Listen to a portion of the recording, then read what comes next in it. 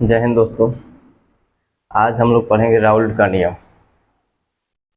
Raoult का नियम। Raoult का नियम।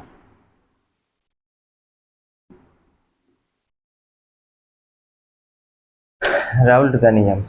राउल्ट के नियम में राउल्ट का नियम का परिभाषा केवल द्रव द्रव के लिए ही लागू होता है, यानी कि द्रव द्रव के लिए ही राउल्ट का नियम लागू होता है। इसको आप कह सकते हो कि ऐसे देखिए, राउल्ट के नियम समझने से पहले हमें वाष्प दाब के बारे में समझना पड़ेगा, तब जाकर के हम राउल्ट के नियम को अच्छी तरह से समझ पाएंगे। तो सबसे पहले देखिए, वाष्प दाब क्या होता है।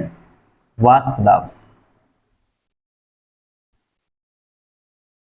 वाष्प दाब, वाष्प दाब को समझेंगे। जैसे हमने एक पात्र ले लिया, ठीक है, और इस पात्र में हमने द्रव को भर दिया, ठीक है, द्रव को भर दिया।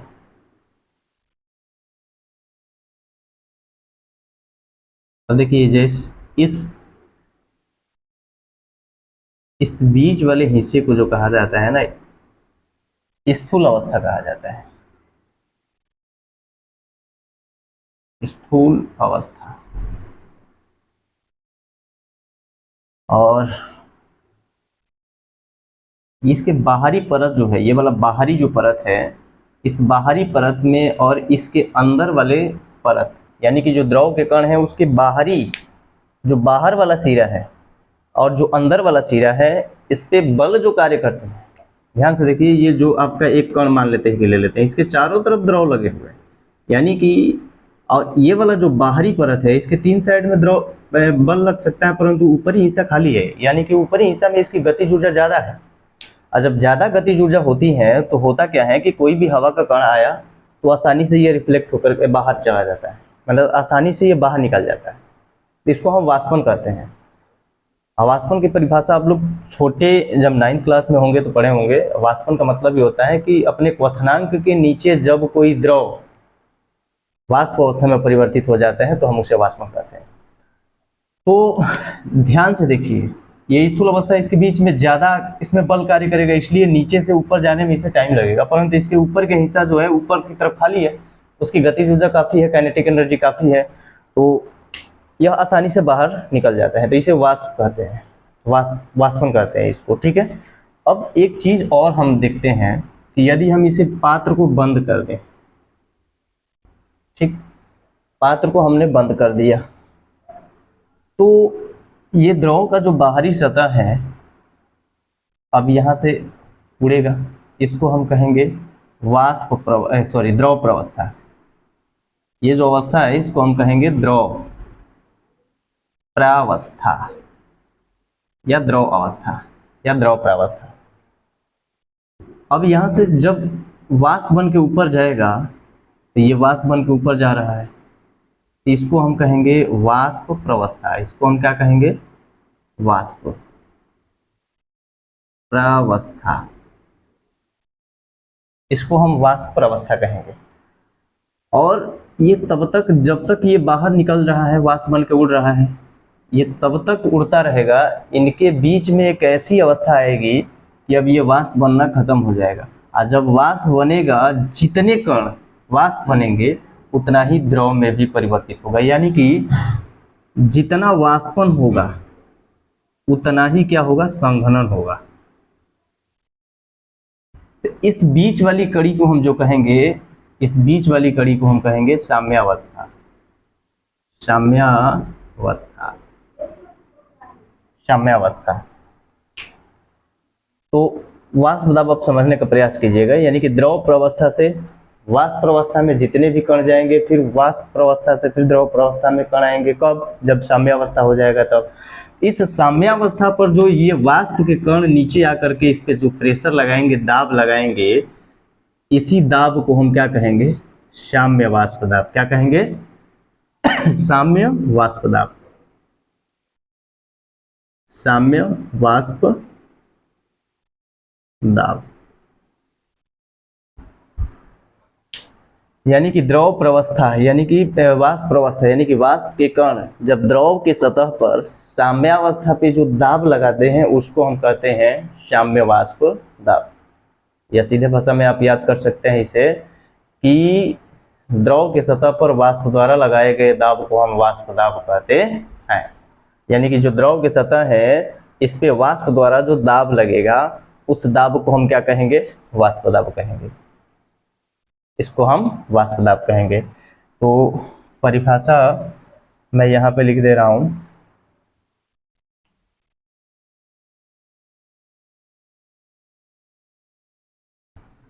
यहीं पे लिख दे रहा हूँ, वाष्प दाब।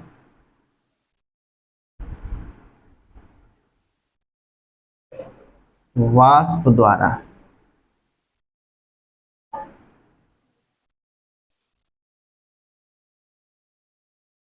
द्रव की सतह पर, द्रव के सतह पर लगाए गए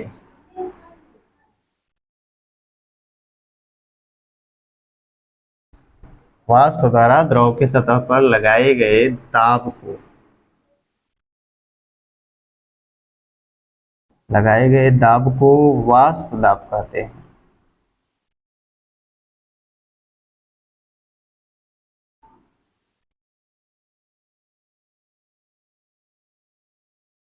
एक और चीज वाष्प दाब कहते हैं।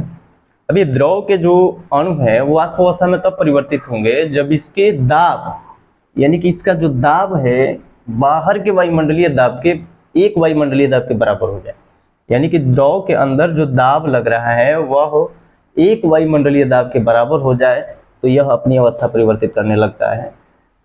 ये वाला मैंने जो साम्यावस्था के बारे में बताया, साम्यावस्था तब होती है द्रव प्रवस्था और वाष्प प्रवस्था के बीच की कड़ी होती है।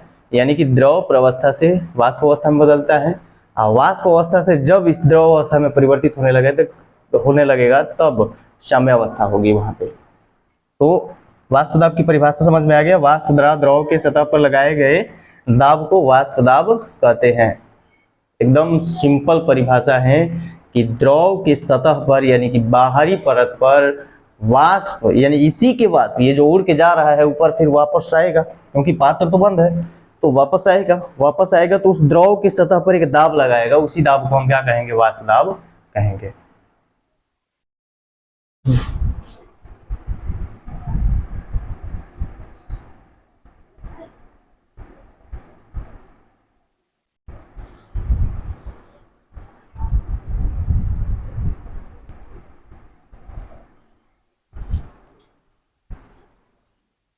अब इसे इरेज कर दे रहे हैं। अब मैं एक एग्जांपल बताने जा रहा हूँ।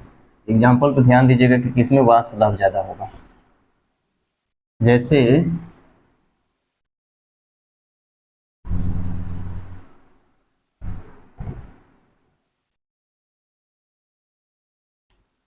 एक में हमने द्रव ले लिया जल,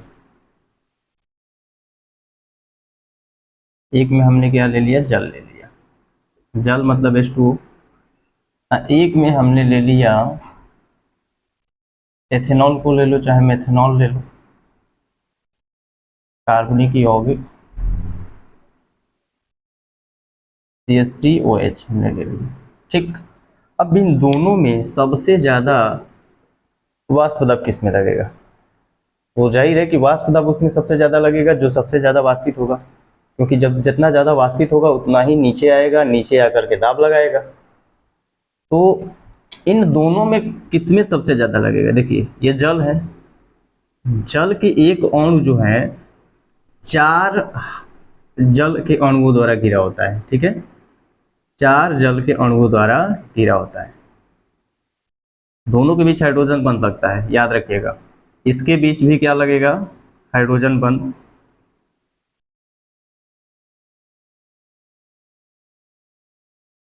और इसके बीच भी क्या लगेगा? हाइड्रोजन बंध।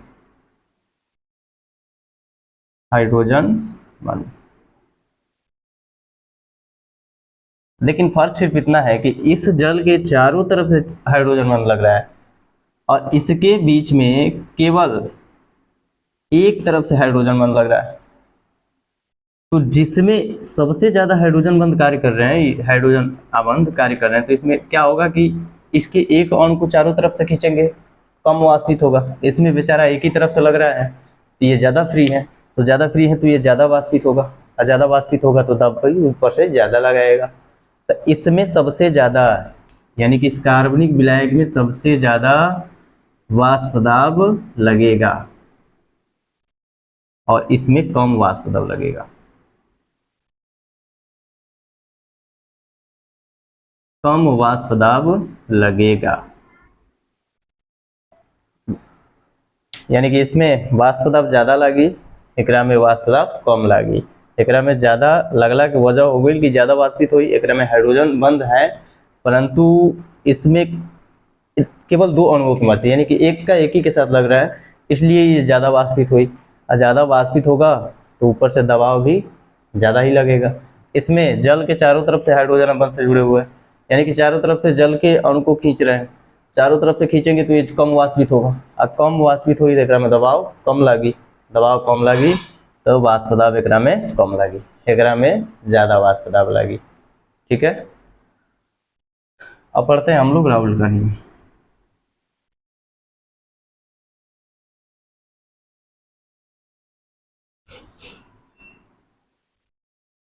राउल्ट का नियम,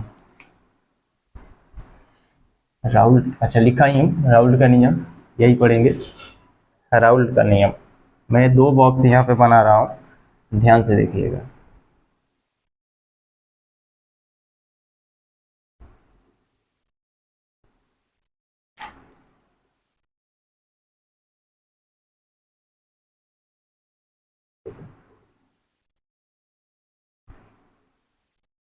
ये द्रव 1 है, द्रव 1, द्रव 1, तब इसका इस पे वाष्पित होगा, वाष्पित होगा तो ये फिर नीचे आके द्रव के सतह पर दाब लगाएगा, तो इस पे जो दाब लगेगा हम मान लेते हैं द्रव 1 का वाष्प दाब P1 नॉट। एक और बॉक्स ले लेते हैं अलग,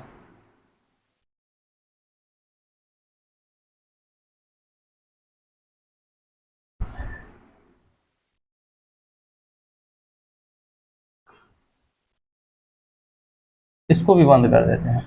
ये द्रव 2 है, द्रव कितना है 2, ठीक। तब इस पे जो वाष्प दाब लगेगा, यानी कि द्रव 2 का वाष्प दाब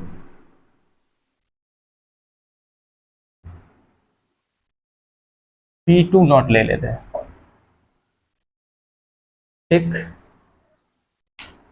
अब इसका वाष्प दाब अलग होगा, इसका वाष्प दाब अलग होगा। इसमें जो द्रव की प्रकृति है उस पर निर्भर करेगा कि ये द्रव किस पे कौन सा है, इसमें कौन सा आबंध कार्य कर रहा है, उसके हिसाब से इसमें क्या होगा, वाष्प दाब लगेगा। इसमें अलग वाष्प दाब लगेगा। यदि हम दोनों द्रव को मिला दे, यदि हम दोनों द्रव को मिला देते हैं यहाँ पे हम दोनों द्रव को, यानी कि दोनों द्रव को हमने क्या कर दिया, यहाँ पे मिला दिया, दोनों को मिक्स कर दिया।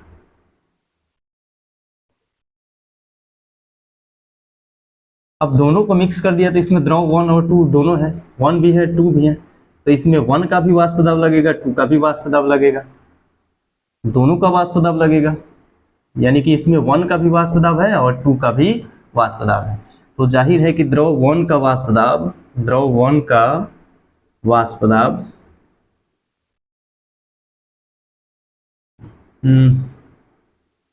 मान लेते हैं कि P1 है, द्रव 2 का वाष्प दाब, द्रव 2 का वाष्प दाब P2 है। अभी द्रव 1 का वाष्प दाब इसके मात्रा पर निर्भर करेगा, कितनी मात्रा में है ये, तो ये उसमें उपस्थित मोल के समानुपाती होगा, यानी कि x1 हो जाएगा। इसका मोल, द्रव 2 का मोल जो होगा x2 हो जाएगा। तो इसके हिसाब से यदि हम इसको बाहर करते हैं तो ये हो जाएगा आपका दैट्स इक्वल टू P1, इसको हटाएंगे तो एक कांस्टेंट लेंगे kx1, इसका भी अगर आप हटाएंगे प्रोपोर्शनल टू का चिन्ह तो P2 इक्वल टू kx2, ठीक है। अब यहाँ दोनों द्रव के मोल अंश अपना अपना कार्य करेंगे, यानी कि दोनों द्रव के जितने मोल जैसे होंगे उसके हिसाब से वाष्पित होंगे दोनों द्रव का। अब फर्क सिर्फ इतना है, याद रखिएगा कि ये दोनों का, यानी हमने दोनों द्रव को मिलाने के बाद जो भी वाष्प दाब होगा, इनके अलग अलग वाष्प दाब की अपेक्षा ये क्या होगा, कम होगा। क्यों? ये जब अकेले थे तो ज्यादा वाष्पित हो रहा था, ये अकेले नहीं है, दोनों को मिला दिया गया है। जब दोनों को मिलाया गया तो कम वाष्पित होगा, क्योंकि इनके अणु एक दूसरे के जो संपर्क में ज्यादा थे वो कम हो गए। कम होंगे तो कम वाष्पित होंगे, क्योंकि दोनों द्रव के सतह, दोनों द्रव के अणु भी तो सतह पे आएंगे, और जब दोनों द्रव के अणु इस सतह पे आएंगे तो दोनों वाष्पित होंगे, तो कम मात्रा में वाष्पित होंगे दोनों। अगर ये अलग अलग होते हैं तो अलग अलग होने की वजह से इनकी मात्रा क्या होती, ज्यादा होती, परंतु दोनों को मिक्स कर दिया गया है। इसका मतलब यह है कि दोनों वाष्पित होंगे बारी बारी से, बारी बारी से नहीं, एक साथ दोनों वाष्पित होंगे। और जब दोनों वाष्पित होंगे तो दोनों, इन दोनों में से किसी एक की अपेक्षा कम ही होगा। अगर अकेले रहता तो ज्यादा वाष्पित होगा, दोनों को मिक्स कर दिए तो कम वाष्पित होगा। तो केस फर्स्ट यदि हम मानते हैं, यहाँ पे P1 हमने लिया है, तो P1 not proportional to x1 मान लेते हैं। तो यहाँ से P1 not equal to k x1 मान लेते हैं। चूंकि यदि हम किसी एक के लिए ले रहे हैं, इसका ले रहे हैं, तो द्रव दो जीरो होगा, x1 बराबर 1, x2 बराबर 0 पर, x2 बराबर 0 पर, तो x1 का मान 1 रखते हैं इसमें, तो ये हो जाएगा आपका P1 not equal to k into 1, यानी कि P1 not equal to k। P1 not के जगह, k की जगह पे P1 नॉट अगर रखते हैं, इसका मान, इसको समीकरण 1 मान लीजिए और इसको समीकरण 2 मान लीजिए। समीकरण यहाँ से P1 नॉट का मान समीकरण 1 में रखने पर, समीकरण 1 में रखने पर, समीकरण 1 में रखने पर ये हो जाएगा आपका P1 बराबर, k की जगह पे रखेंगे यहाँ पे P1 नॉट x1। ये आपका केस फर्स्ट था। केस फर्स्ट, इसके लिए केस सेकंड ले लेते हैं। केस सेकंड में यदि P2 not proportional to x2, तो यहाँ से P2 not equal to k x2, हम एक सेकेंड, इसको मैं आगे बढ़ा दे रहा हूँ क्योंकि पता नहीं जगह दिखेगा कि नहीं। तो यहाँ पे ले लेते हैं x केस, यहाँ पे अब x2 बराबर 1 लेते हैं और x1 बराबर 0, क्योंकि हम इसके लिए लेंगे तो इसका मान 0 हो जाएगा। तो x1 का मान 0 हो गया, तो यहाँ से आप P2 not equal to k, x2 की जगह पे 1 रख देंगे, तो P2 नॉट बराबर k। अब इसका जो मान है समीकरण 2 में रखेंगे, यानी कि P2 नॉट का मान समीकरण 2 में रखने पर, 2 में रखने पर ये हो जाएगा आपका P2 बराबर, k के जगह पे हम क्या रखेंगे, P2 नॉट रखेंगे, क्या आ गया, P2 नॉट रखेंगे, ये हो जाएगा आपका P2 नॉट x2। ये हो गया दोनों द्रव के अलग अलग वाष्प दाब। यानी कि सिंपल भाषा में आप कह सकते हो कि जब किसी विलेय और विलायक को या दो द्रव को आपस में मिलाते हैं, तो जो विलयन का वाष्प दाब होता है, इसमें से किसी एक द्रव के वाष्प दाब के अपेक्षा कम वाष्पित होता है, कम मोल होता है। इसे ही हम राउल्ट का नियम कहते हैं। इसका मतलब यही है। आपको पता होगा कि इसकी पिछली कक्षा में आप पढ़े थे x1 प्लस x2 बराबर जो होता है 1 होता है, यानी कि कोई भी मोल हो, किसी भी विलयन में जितने भी मोल अंश होते हैं उन सबका योगफल कितना होता है, 1 के बराबर होता है। तो इसके हिसाब से मैं अगला टॉपिक अगले में बताऊंगा, पहले इसे स्क्रीनशॉट ले लीजिए।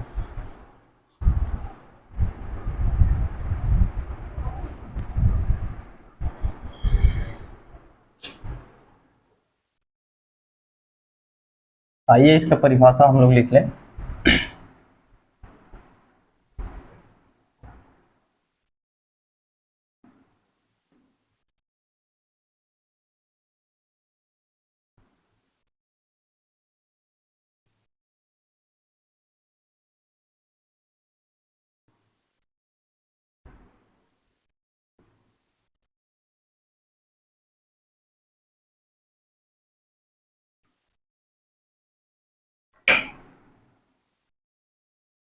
जब किसी जब किसी द्रव विलेय को द्रव विलायक में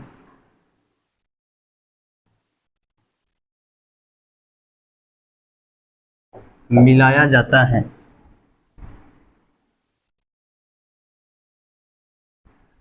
तो विलयन का वाष्प दाब द्रव विलेय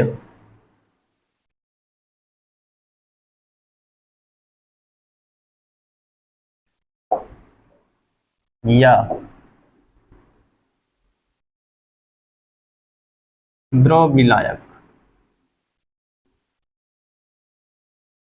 की वाष्प दाब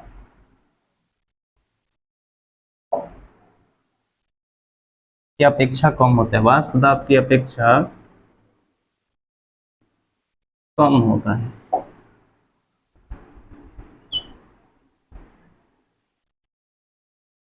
कम होता है।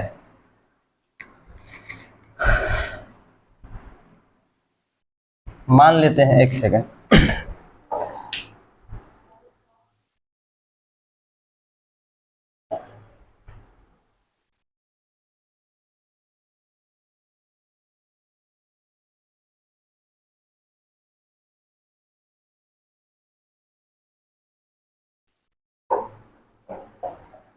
अभी हमने निकाला था इससे पहले वाले में P1 बराबर P1 नॉट x1, इसको समीकरण 1 मान लीजिए।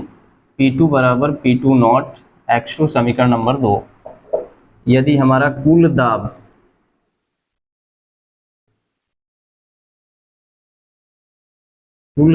P बराबर, इसको मान लेते हैं P1 प्लस P2, तो P बराबर हो जाएगा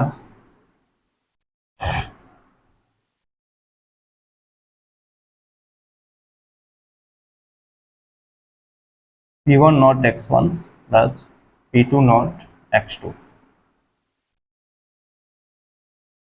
P2 नॉट x2, चूँकि x1 प्लस x2 बराबर 1, x1 बराबर होगा 1 माइनस x2। अगर इसका मान x1 के जगह पे हम रखते हैं तो P बराबर P1 नॉट x1 के जगह पे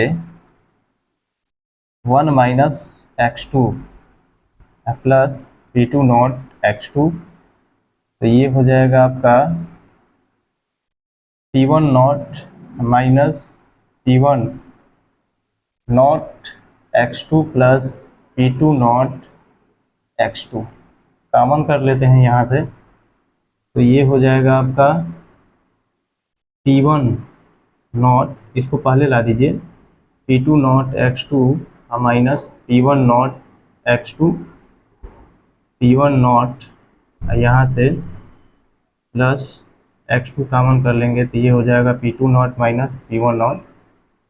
इसको इधर लेके आ जाइए, 0 से तुलना कर दीजिए इसे, या आप लिख सकते हैं यहाँ P बराबर हो जाएगा P1 नॉट प्लस x2, ये हो जाएगा P2 not minus P1 not. या x1 प्लस x2 बराबर 1, तो x2 बराबर 1 माइनस x1 कर देंगे, तो यहाँ से P टोटल जो हमारा हो जाएगा P1 प्लस P2 होता है, तो P बराबर ये हो जाएगा P1 not x1 plus P2 not x2। तो x2 की जगह पर रखिए आप यहाँ से, P बराबर हो जाएगा P1 not x1 plus P2, x2 की जगह पे 1 माइनस x1 रखेंगे, तो P बराबर हो जाएगा P1 not x1 plus P2, ये मैंने क्या लिख दिया, P2 नॉट है माइनस P2 नॉट x1। तो यहाँ से P बराबर हो जाएगा, इसको P2 नॉट को बाहर ले लीजिए, यहाँ से इन दोनों में से x1 कॉमन कर लीजिए, तो ये हो जाएगा आपका P1 not minus P2 not, ये निकल के आएगा। स्क्रीनशॉट ले लीजिए।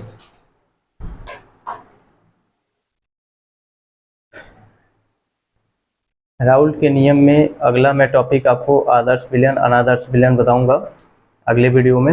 अगर मेरा वीडियो अच्छा लगा हो तो इसे कमेंट कीजिए, शेयर कीजिए और क्या कहते हैं, चैनल को सब्सक्राइब कर दीजिए और बेल आइकन को दबा दीजिएगा। धन्यवाद।